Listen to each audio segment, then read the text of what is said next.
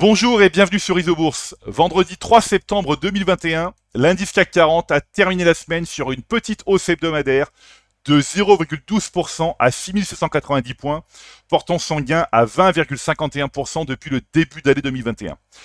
Alors je suis très heureux de vous retrouver pour cette première chronique de rentrée et j'espère que vous avez passé un bel été.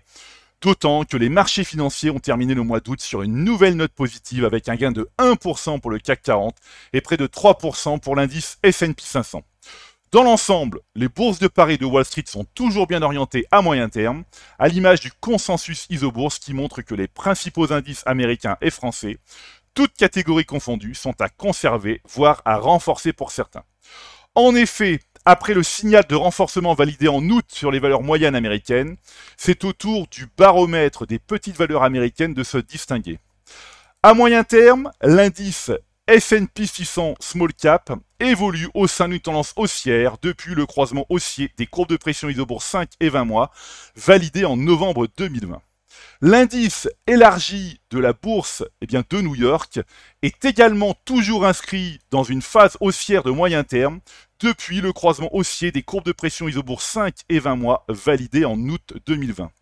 Tant que la courbe de pression Isobourse 5 mois évolue au-dessus de la courbe 20 mois, le scénario est de se laisser porter par la tendance majeure haussière.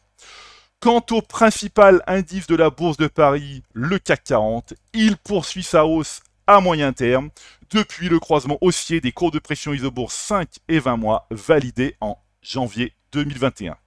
Comme je le répète régulièrement dans mes chroniques, conserver les tendances majeures haussières et rester à l'écart des tendances majeures baissières est un principe de bon sens pour l'investisseur.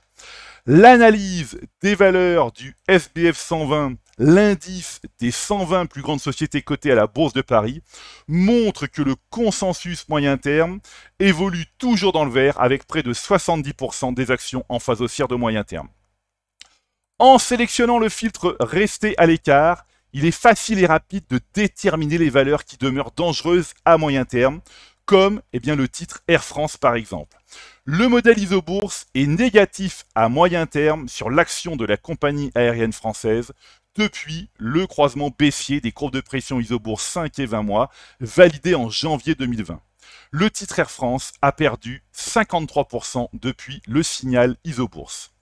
En sélectionnant maintenant le filtre Conserver, il est facile et rapide de déterminer les valeurs qui sont toujours bien orientées à moyen terme, comme le titre Alten par exemple. Le modèle Isobourse est positif à moyen terme sur l'action du groupe d'ingénierie et de conseil en technologie depuis le croisement haussier des courbes de pression Isobourse 5 et 20 mois validés en janvier 2021. Le titre Alten a gagné 62% depuis le signal Isobourse.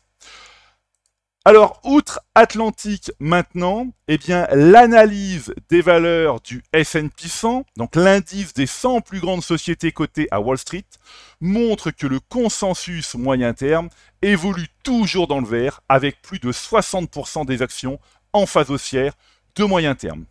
Voilà, écoutez, c'est maintenant à vous de faire le point de vos valeurs en portefeuille avec Isobourse. Je vous donne rendez-vous pour ma prochaine chronique et d'ici là, restez avec nous sur Isobourse.